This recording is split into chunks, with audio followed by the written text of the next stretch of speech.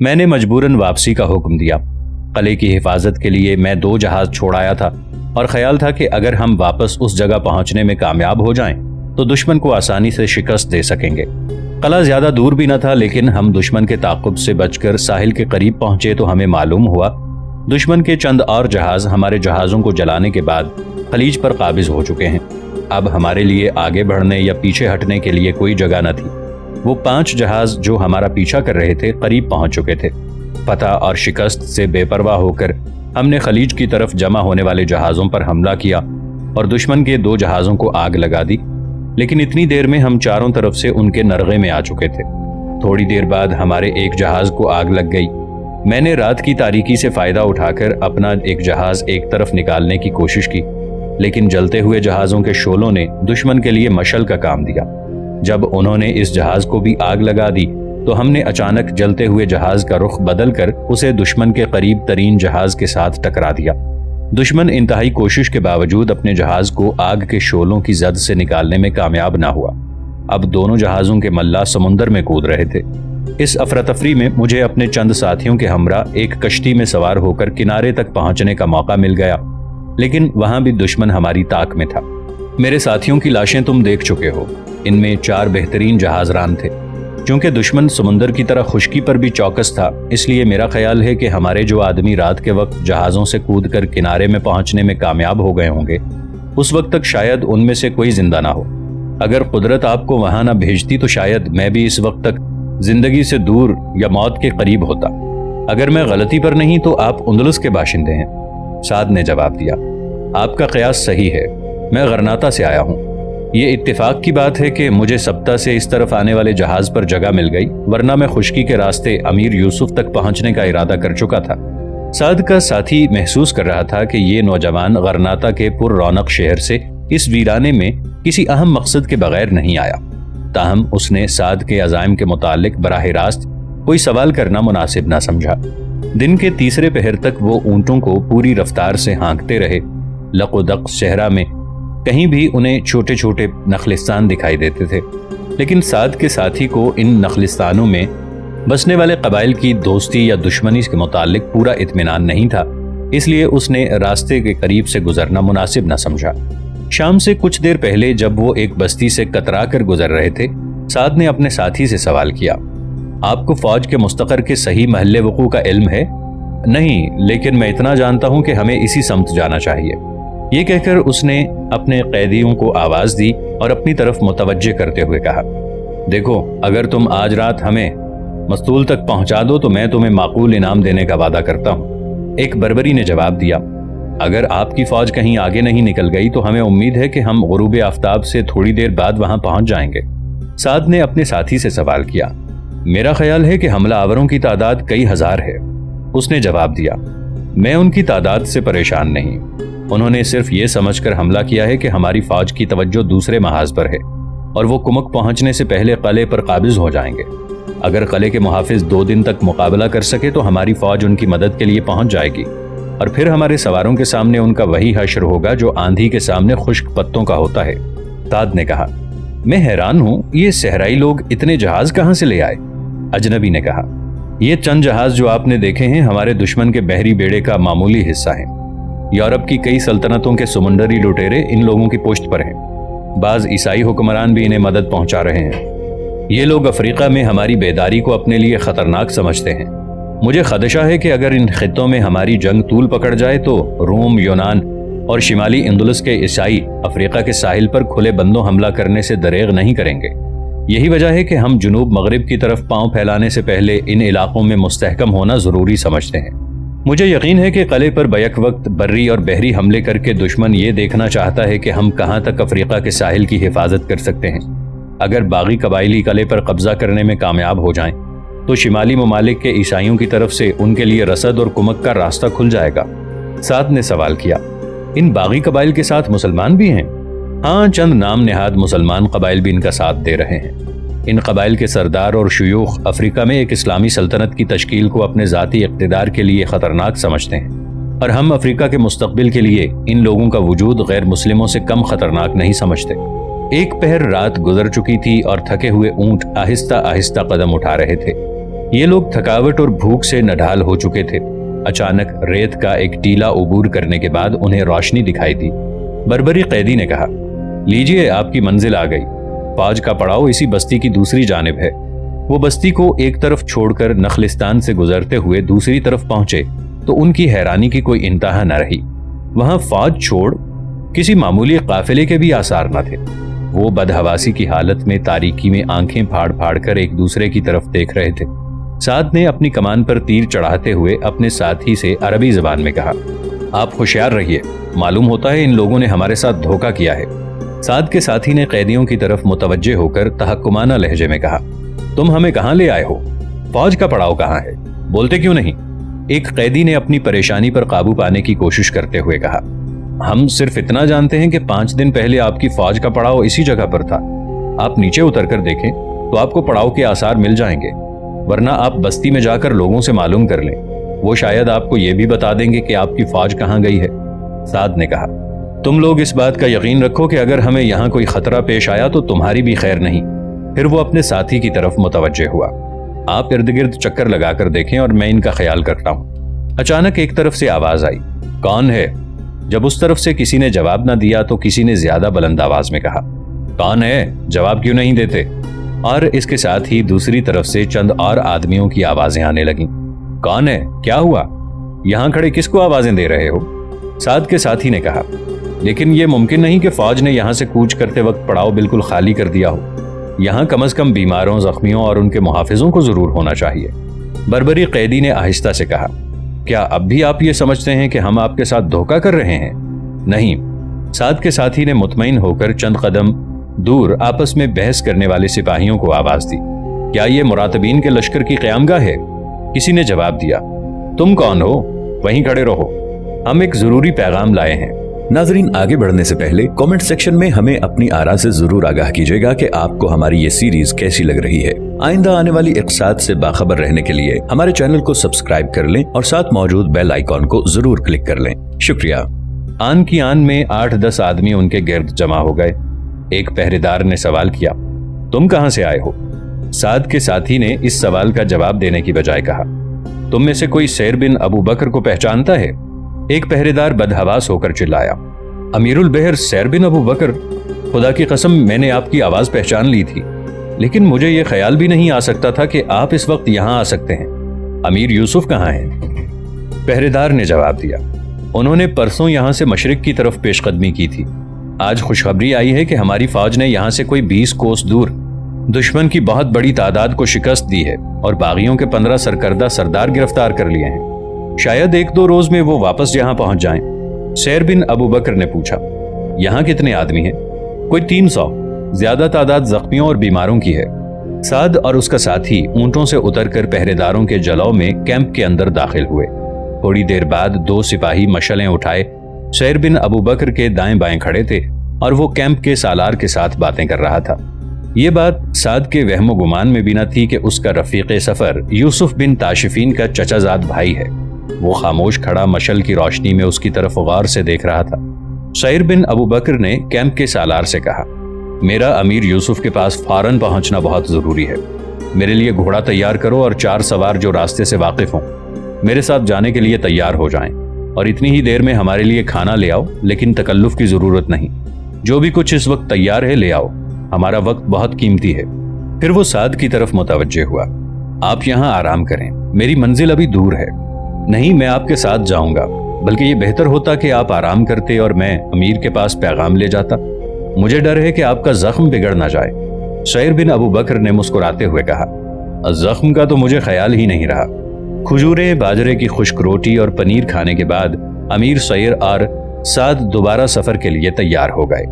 گھوڑے پر سوار ہونے سے پہلے ابو بکر نے بربری قیدیوں کے متعلق کیمپ کے سالار کو ہدایت کی کہ یہ 3 دن تک ہمارے مہمان رہیں گے، اس کے بعد انہیں عزت کے ساتھ رخصت کیا جائے اور ان اونٹوں کے علاوہ ہماری طرف سے 1-1 گھوڑا اور 50-50 دینار بطور انعام دیے جائیں، لیکن یہ ضروری ہے کہ 3 دن تک انہیں یہاں رکھا جائے۔ صبح کی نماز سے تھوڑی دیر بعد سیر بن ابو بکر لشکر کے پڑاؤ میں داخل ہوتے ہی گھوڑے سے کود پڑا۔ سعد نے اس کی تقلید کی۔ چند سپاہی آن کی آن میں ان کے گرد جمع ہو گئے۔ शयर बिन अबू बकर ने सिपाहियों के मुअद्दबाना सलाम के हाथ के इशारे से जवाब देते हुए सवाल किया, अमीर यूसुफ कहाँ है? एक सिपाही ने जवाब दिया, आइए वो अपने खैमे में है। शयर बिन अबू बकर साद को साथ लेकर सिपाही के पीछे हो लिया। साद अपने दिल में अजीब बेतरतीब धड़कनें महसूस कर रहा था। अफ्रीका के रजल अजीम की मुख्तलिफ ख्याली तस्वीरें उसके जहन में आ रही थी। उनका रहनुमा एक कुशादा खेमे के सामने रुका। दरवाजे का पर्दा उठा हुआ था। शयर बिन अबू बकर और साद किसी तवक्कुफ के बगैर अंदर दाखिल हो गए। अमीर यूसुफ बिन ताशिफीन खजूर की एक चटाई पर बैठा अपने कातिब को कुछ लिखवा रहा था। शयर बिन अबू बकर ने अस्सलामु अलैकुम कहा। उसने सलाम का जवाब देते हुए सर उठाया। एक सानिये के लिए उसकी नजरें अपने चचाजाद भाई के चेहरे पर मरकूज होकर रह गईं। उसके चेहरे के खद्दोखाल में सादगी और मतानत के अलावा एक गैर मामूली रोब और जलाल था। उसकी निगाहों का तजस्सुस उस शेर की मानिंद था जिसे किसी ने छेड़कर गहरी नींद से बेदार कर दिया हो। शयर बिन अबू बकर ने कहा, या अमीर, मैं बहुत बुरी खबर लाया हूँ। इससे ज्यादा बुरी खबर क्या हो सकती है कि मैं तुम्हें समंदर की बजाय सहरा में देख रहा हूँ। ये कहते हुए यूसुफ बिन ताशिफीन उठ खड़ा हुआ और फैसला कुन अंदाज में बोला, तमहीद की जरूरत नहीं, मुझे जल्दी बताओ। शयर बिन अबू बकर ने चंद अल्फाज में अपनी सरगुज़श्त बयान कर दी। साद की तवक्को के खिलाफ मुरातबीन का अमीर इंतहाई सब्र सुकून के साथ तमाम वाक़यात सुन रहा था और उसके कुशादा चेहरे पर इज़्तिराब का निशान तक न था। इसके बाद जब वो अपने चचाजाद भाई से सवालात पूछ रहा था तो साद ये महसूस कर रहा था कि एक समुंदर की पुरसुकून सतह के नीचे अथाह गहराइयों में सोने वाले तूफान करवटें ले रहे हैं। और फिर जब वो खैमे से बाहर निकलकर बुलंद आवाज में अपने सिपाहियों और सालारों को हुक्म दे रहा था, साद ये महसूस कर रहा था कि जिंदगी के तमाम हंगामे सिमटकर इस दरवेश खसलत हुक्मरान के वजूद में समा चुके हैं। वो खूबसूरत आंखें जिनमें चंद लम्हे पेशतर शफकत, रहम और मोहब्बत के दरिया मौजज़न थे, अब बिजलियों का गहवारा बनी हुई थीं। थोड़ी देर में 5000 सवार उसके हुक्म का इंतजार कर रहे थे। कूच करने से पहले उसने प्यादा सिपाह के सालारों को हुक्म दिया कि वो पिछले पड़ाव पर पहुंचकर हुक्म सानी का इंतजार करें। फिर वो शयर बिन अबू बकर की तरफ मुतवज्जे हुआ। शयर, तुम जख्मी हो इसलिए आराम करो। नहीं, मेरा जख्म बहुत मामूली था, अब तो मैं महसूस भी नहीं करता। और तुम? वो पहली बार साद की तरफ मुतवज्जे हुआ। साद बोला, मुझे थकावट है ना जख्म, मैं आपका साथ दूंगा। शयर बिन अबू बकर अपनी सरगुज़श्त के दौरान में साद का तारुफ करवा चुका था, ताहम उसने ये महसूस करते हुए कि अमीर यूसुफ ने अभी तक उसकी तरफ तवज्जो नहीं दी, दोबारा कुछ कहने की जरूरत महसूस की। ये गरनाता से हमारे जिहाद में शरीक होने की तमन्ना लेकर आए हैं। अमीर यूसुफ ने कहा, नौजवान, तुमने जिस मैदान में पांव रखा है वो बहुत वसी है। तुम्हें अपने कुव्वत बाजू की आजमाइश के लिए अनगिनत मौके मिलेंगे, लेकिन इस वक्त तुम्हें आराम की जरूरत है। तुम्हारा चेहरा बता रहा है कि तुम बहुत ज्यादा थके हुए हो। साद ने जवाब दिया, आपके हुक्म की तामील मेरा फर्ज है, लेकिन मेरी सबसे बड़ी ख्वाहिश यही है कि मैं आपके साथ चलूं। काश मेरा चेहरा मेरे एहसासात की तर्जुमानी कर सकता।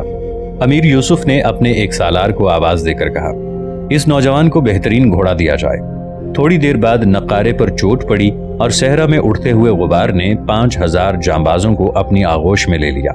साद बिन अब्दुल मुनिम अफ्रीका के शहसवार के हम रिकाब था। कुदरत उसकी तवक्को से बहुत पहले उसके लिए जिद्दोजहद अमल के दरवाजे खोल चुकी थी। उसके कानों में बार बार यूसुफ बिन ताशिफीन के ये अल्फाज गूंज रहे थे कि तुमने जिस मैदान में पांव रखा है वो बहुत वसी है। वो माजी के निकाब उठाकर उन काफिलों का तसव्वुर कर रहा था जो रेगजारों से निकलकर सारी दुनिया पर छा गए थे। उसने बार बार ये दुआएं मांगी थीं कि आलम इस्लाम से फिर कोई खालिद या तारिक रदियल्लाहु अन्हुम जैसा नमूदार हो और वो उससे जाकर कहे, मैं तुम्हारी फौज का सिपाही हूँ। मैंने ये तमाम सिपाहियाना फ़नून इसीलिए सीखे हैं कि तुम्हारा साथ दूं। अमीर यूसुफ बिन ताशिफीन घोड़ा दौड़ाता हुआ फौज के मुख्तलिफ दस्तों को हिदायत देता हुआ जब उसके करीब से गुजरा तो उसके दिल में ख्याल आया, क्या ये वही शाहसवार है जिसे कुदरत ने तारिक बिन ज़ियाद रहमतुल्लाह अलैह की याद ताज़ा करने के लिए मुंतखब किया है? क्या यही वो मुजाहिद है जो किसी दिन उंदलुस के मुसलमानों का निजात दहिंदा साबित होगा?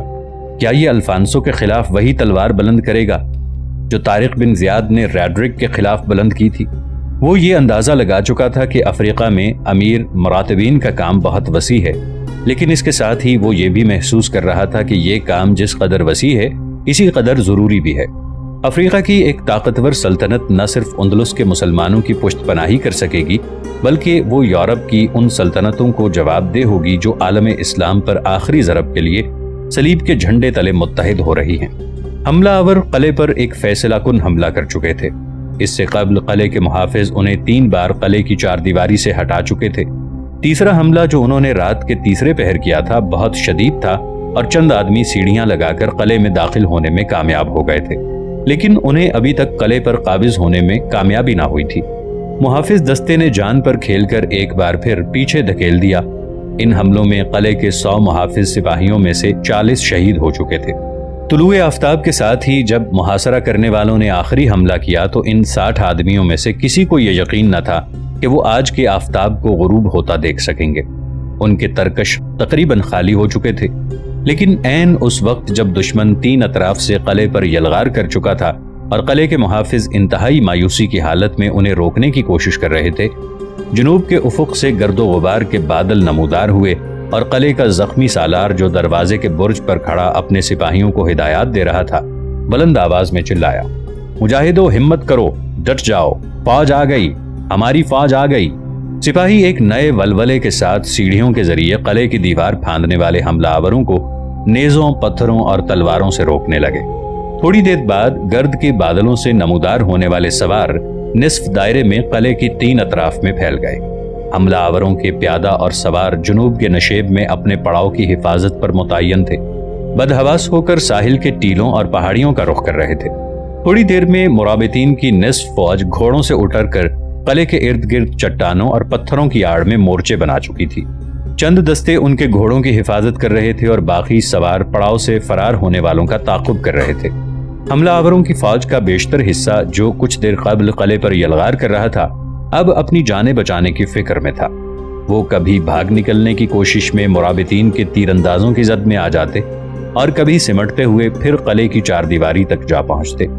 دوپہر تک مرابطین کا لشکر دشمن کے 1,500 آدمیوں کو موت کے گھاٹ اتارنے کے بعد باقی فوج کو سمندر کی طرف دھکیل رہا تھا۔ خلیج میں ان کے 5 جہاز کھڑے تھے اور بعض سپاہی پانی میں کود کر ان جہازوں تک پہنچنے کی کوشش کر رہے تھے، لیکن ان میں سے اکثر مرابطین کے تیروں کا شکار ہو رہے تھے۔ 3 جہاز اس نئی صورتحال کے باعث خلیج کو چھوڑ کر کھلے سمندر کی طرف نکل گئے اور ان کے متعلق بعد میں امیر یوسف کو جنگی قیدیوں کی زبانی علم ہوا کہ ان میں سے 2 اطالیہ اور 1 فرانس کے بحری ڈاکوؤں کا تھا۔ باقی جہاز قلعے سے ذرا دور خلیج کے ایک کشادہ حصے میں پہنچ چکے تھے اور ان کے ملاح سمندر میں کودنے والوں کو کشتیوں پر لاد کر ان جہازوں تک پہنچانے کی کوشش کر رہے تھے، لیکن تھوڑی دیر میں خلیج کے دونوں کناروں پر مرابطین کا پورا قبضہ ہو چکا تھا۔ غروب آفتاب سے کچھ دیر قبل دشمن کی رہی سہی فوج نے، جس کی تعداد 4000 کے لگ بھگ تھی، ہتھیار ڈال دیے۔ اب باقی جہاز بھی کھلے سمندر کا رخ کر رہے تھے۔ یوسف بن تاشفین نے قلعے میں داخل ہو کر مغرب کی نماز ادا کی۔ چونکہ قلعے میں زیادہ فوج کے لیے جگہ نہ تھی، اس لیے امیر یوسف نے 500 سپاہی وہاں چھوڑ کر باقی فوج کے ساتھ وادی میں، جہاں کچھ دیر قبل دشمن کا پڑاؤ تھا، قیام کیا۔ دشمن کے سینکڑوں گھوڑے، اونٹ اور ایک بڑی مقدار میں سامان رسد ان کے قبضے میں آ چکا تھا۔ جنگی قیدیوں کو پڑاؤ کے قریب جمع کر کے ان پر پہرے داروں کا دستہ متعین کیا گیا۔ رات کو کھانا کھاتے وقت یوسف بن تاشفین نے سعیر بن ابو بکر سے پوچھا، تمہارا اندلسی دوست کہاں ہے؟ آج لڑائی میں خاص طور پر اسے دیکھتا رہا ہوں۔ میرے خیال میں اس کے ترکش کا کوئی تیر بھی رائے گا نہیں گیا ہوگا۔ قلعے سے واپس آتے وقت وہ ہمارے ساتھ تھا، اب کہاں ہے وہ؟ سعیر نے جواب دیا، وہ یہاں پہنچتے ہی زمین پر لیٹ کر گہری نیند سو گیا ہے اور میں نے اسے جگانا مناسب نہیں سمجھا، بہت تھکا ہوا ہے وہ زخمی تو نہیں؟ اب میں نے یہ نہیں دیکھا اور اس نے مجھے بتایا بھی نہیں۔ ایک سالار نے کہا، میں نے اس کی آستین پر خون کے دھبے دیکھے تھے، لیکن میرے استفسار پر اس نے مسکرا کر کہا کہ یہ معمولی خراش ہے۔ امیر یوسف نے کہا، سیر، تمہیں اس کا خیال کرنا چاہیے تھا، ہمیں ایسے نوجوانوں کی بہت ضرورت ہے۔ کھانا ختم کرنے کے بعد سیر نے پانی کے چند گھونٹ پیے اور اٹھتے ہوئے کہا، میں اسے دیکھا ہوں۔ امیر یوسف نے کہا، ٹھہرو، میں بھی تمہارے ساتھ چلوں گا۔ سعد گہری نیند سے بیدار ہوا اور مشل کی روشنی میں اسے اپنے ارد گرد چند آدمی دکھائی دیے۔ ایک آدمی جھک کر اس کی قمیض کی آستین اوپر کرنے کی کوشش کر رہا تھا۔ یہ مرابطین کا امیر تھا۔ سعد گھبراہٹ کی عالم میں اٹھ کر بیٹھ گیا۔ یوسف بن تاشفین نے کہا، اوہو، تم لیٹے رہو، میں تمہارا زخم دیکھنا چاہتا تھا۔ سعد نے قدرے کھسیانہ ہو کر کہا، یہ معمولی خراش ہے۔ یوسف نے زخم دیکھ کر کہا، پھر بھی زخم کو کھلا نہیں چھوڑنا چاہیے، لاؤ میں پٹی باندھ دوں۔